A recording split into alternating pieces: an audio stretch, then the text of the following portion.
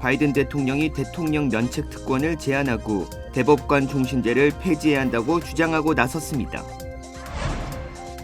캘리포니아 북부에서 발생한 대형 산불이 고온 건조한 날씨 영향으로 빠르게 번지고 있습니다.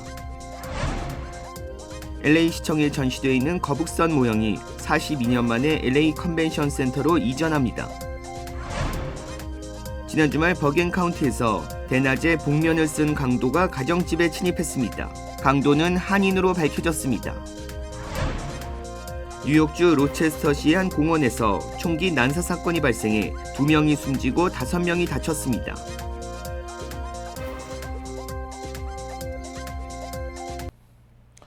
여러분 안녕하십니까? KBS 아메리카 뉴스입니다. 바이든 대통령이 대통령 면책 특권을 제한하고 대법관 종신제를 폐지하는 사법개혁안을 공식 제안했습니다.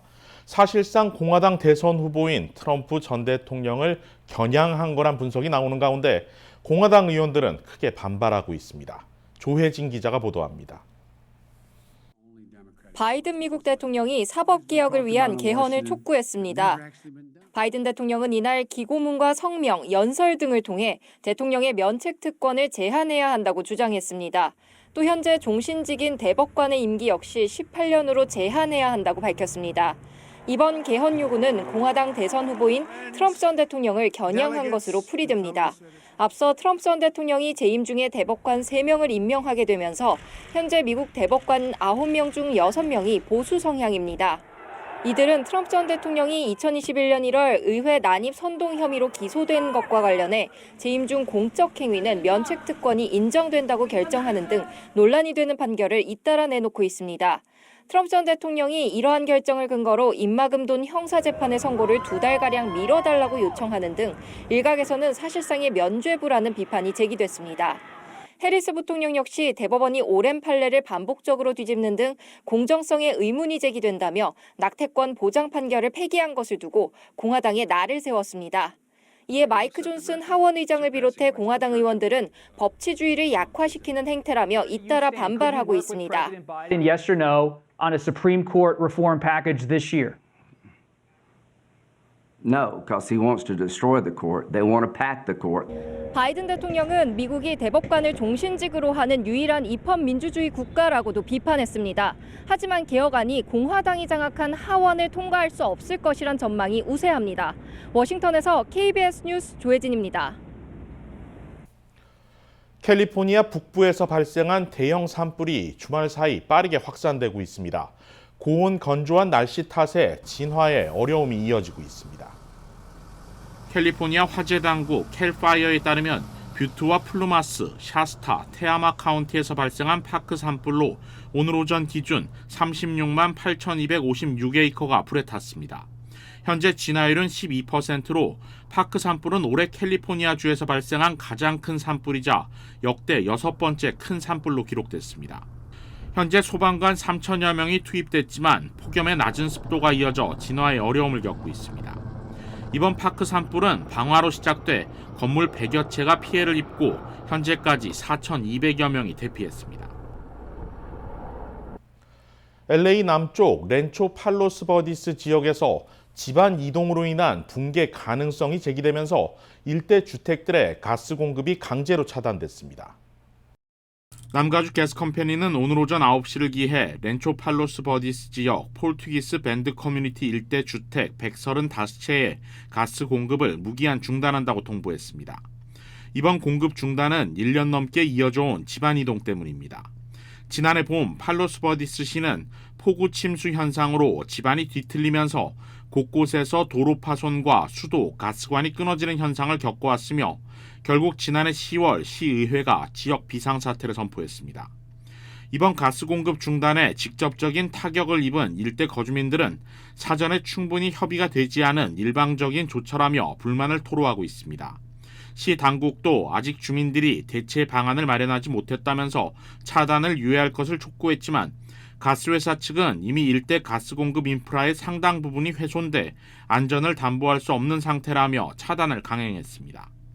현재 가스회사 측은 가스 공급이 중단된 가구들이 별도의 프로판 가스를 구매하거나 세탁기나 가스레인지 등을 가스가 아닌 전기 가전제품 등으로 교체할 것을 권고하면서 가구당 2,500달러의 지원금을 제공하고 있습니다. LA 시청에 전시돼 있는 거북선 모형이 42년 만에 LA 컨벤션 센터로 이전합니다.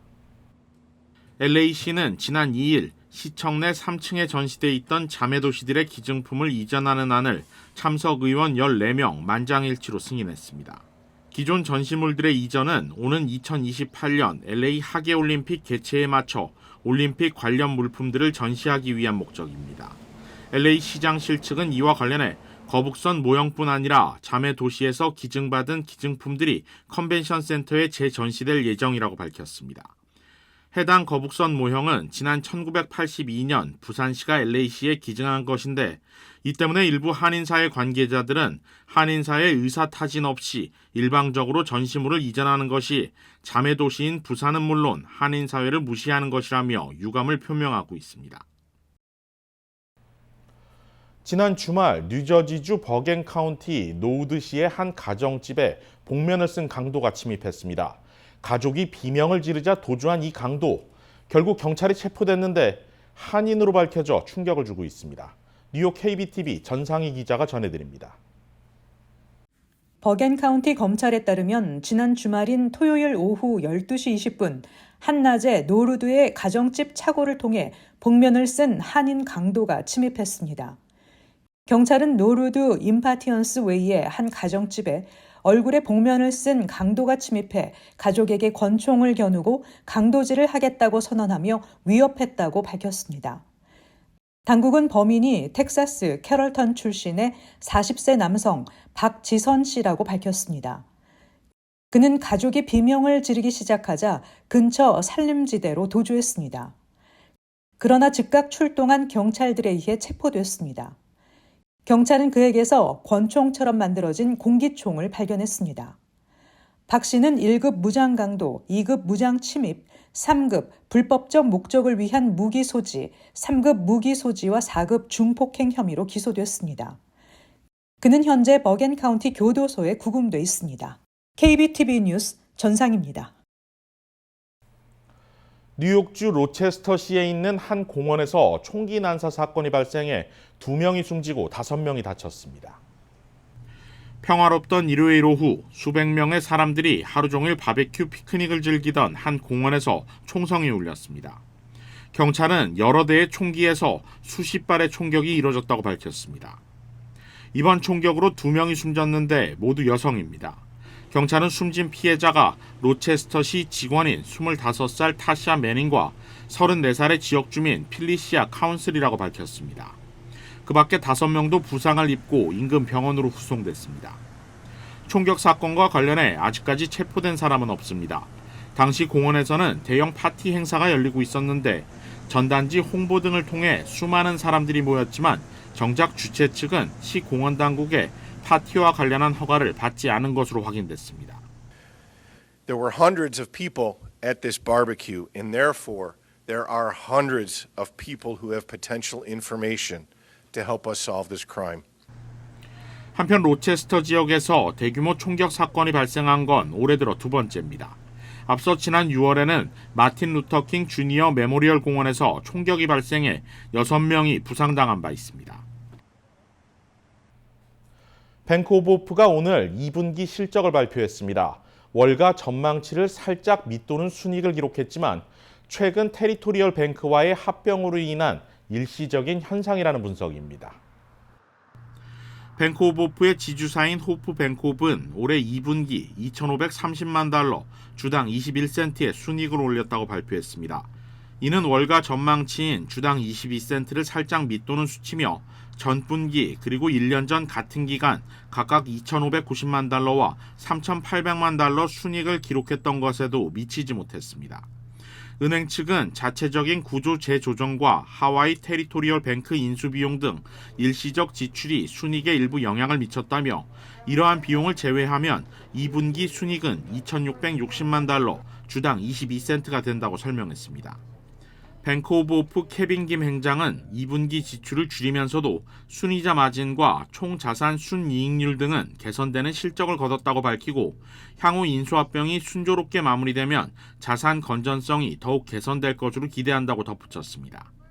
한편 뱅크 오브 호프는 오늘 실적 발표 직후 다음 달 8일까지 등재된 주주들을 대상으로 다음 달 22일 주당 14센트의 현금 배당을 진행한다고 공지했습니다. 김정은 북한 국무위원장이 새로운 약을 찾는 동향이 포착됐다고 한국 국정원이 밝혔습니다. 초고도 비만 상태인 김 위원장이 건강에 다른 문제가 생겼을 가능성이 제기됐는데요. 국정원은 후계 구도와 관련해서는 딸 주에 대한 후계자 수업을 진행 중이라고 밝혔습니다. 유호윤 기자가 보도합니다. 국정원은 국회 정보위원회 현안 보고에서 김정은 위원장이 현재 몸무게 140kg인 초고도 비만으로 심장질환 고위험군으로 보인다고 밝혔습니다. 30대 초반부터 고혈압과 당뇨 증세가 보였다며 건강 상태가 개선되지 않으면 가족력인 심혈관 계통 질환이 나타날 가능성이 있다고 분석했습니다. 특히 최근엔 기존에 복용하는 약이 아닌 다른 약을 찾는 동향이 포착됐다고 밝혔습니다. 저희가 주목한 것은 기존의 약으로만 다스리기 어려운 상황도 일부 있지 않겠느냐 하는 추정이 있었습니다. 또 북한 후계 구도와 관련해 현 시점에선 딸 주애가 유력한 것으로 보이며 후계자 수업도 받고 있다고 전했습니다. 어린 김주애에 대한 국민 반응을 의식해서 선전 수위 및 대외 노출 빈도를 조정하면서도 비공개 활동을 병행해서 안배하고 있다고 합니다. 다만 다른 형제로 바뀔 가능성도 배제하지 않았습니다. 한편 국정원은 수미테리 미국 외교협회 선임연구원이 미국 정부에 신고하지 않고 한국 정부를 대리한 혐의로 미 검찰로부터 기소된 사태와 관련해 한미 동맹의 훼손은 일절 없다고 강조했습니다. 국회 정보위 현안 보고에 나온 조태용 국가정보원장은 간첩죄 적용 대상을 확대하는 내용의 법 개정을 추진할 의사를 밝힌 것으로 전해졌습니다. 현행법상 간첩죄는 국가 기밀을 북한 같은 적국에 넘길 때만 처벌하지만 법이 개정되면 북한이 아닌 다른 국가의 기밀을 넘길 경우에도 처벌할 근거가 생깁니다. KBS 뉴스 유호윤입니다. 영국의 한 어린이 댄스 교실에서 흉기 난동이 벌어져 어린이 2명이 숨지고 어린이와 성인을 포함해 11명이 다쳤습니다. 체포된 용의자는 인근 마을에 사는 17살 청년으로 확인됐습니다. 정지주 기자입니다. 평화롭던 마을이 경찰차로 가득합니다. 곳곳에 차단선이 쳐졌고 구급차가 쉴 새 없이 오갑니다. 현지 시각 29일 정오 무렵 영국 리버풀 인근 사우스포트의 한 댄스 교실에서 흉기 난동이 발생했습니다. 당시 댄스 교실에서는 여름방학을 맞은 6살에서 11살 어린이를 대상으로 팝스타 테일러 스위프트를 주제로 한 요가와 댄스 수업이 한창이었습니다. When the offender, armed with a knife, walked into the premises and started to attack inside the children.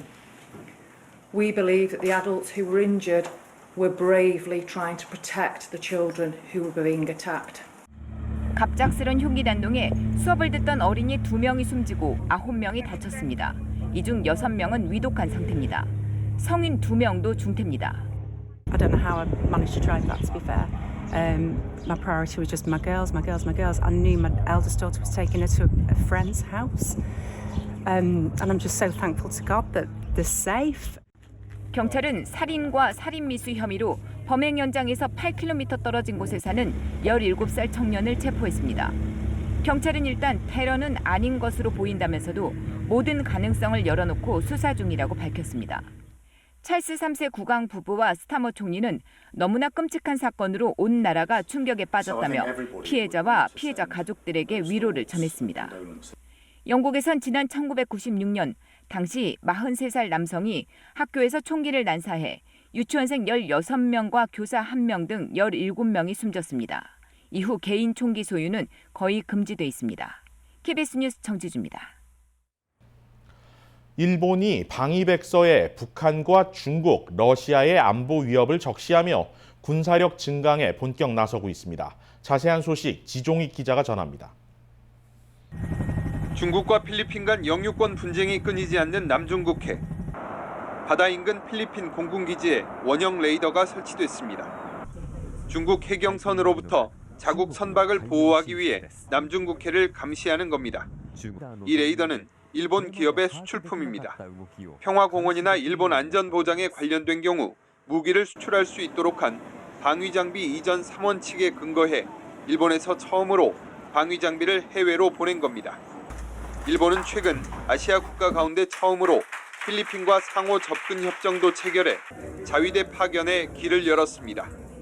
特定国を念頭に置いたものではなく、日フィリピンをはじめとする地域の平和と繁栄のために 자위대의 활동 영역도 확대되는 모습입니다.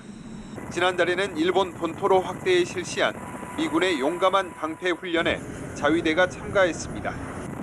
일본의 호위함들을 떠다니는 군사기지로 불리는 항공모함으로 개조하는 작업이 한창입니다. 이러한 일본의 군사력 강화는 일본이 반격에 나설 수 있는 집단 자위권과 적기지 공격 능력을 갖추겠다고 선언한 것과 무관치 않습니다. 戦後最も厳しく複雑な安全保障環境のただ中にあります。 일본은 올해 방위백서에 북한과 중국, 러시아의 안보 위협을 적시하고 이를 발판 삼아 군사력 증강에 나서고 있습니다. 도쿄에서 KBS 뉴스 시종익입니다. 한인 청소년들에게 한국의 역사와 문화를 가르치고 한민족 정체성을 심어주는 청소년 역사 캠프가 UC 데이비스 캠퍼스에서 열렸습니다. 광복회 미 서북부 지회가 주최한 이번 행사는 북가주 지역 청소년 60여 명이 참석한 가운데 3박 4일간의 일정으로 진행됐습니다. 세계로 뻗어가는 대한국인이라는 주제로 열린 이번 캠프는 한국여성독립운동연구원 원장인 심옥주 박사와 독립기념관 노지은 학예사, 사이버 외교사절단 반크 박기태 단장 등의 강사로 참여했으며 재미한국학교 북가주협의회 회장단과 임원들이 행사 진행을 도왔습니다. 캠프에 참가한 학생들은 독립운동사를 중심으로 한 역사 수강과 함께 다양한 한국 문화를 체험했고 이번 캠프의 주제를 토대로 한 조별 프로젝트도 수행했습니다. 한인 2세, 3세 청소년들에게 올바른 가치관과 정체성을 심어주는 것을 목표로 하는 청소년 역사 캠프는 윤행자 광복회 미 서북부 지회장이 설립한 제인윤 재단의 후원으로 올해까지 4년째 개최되고 있습니다.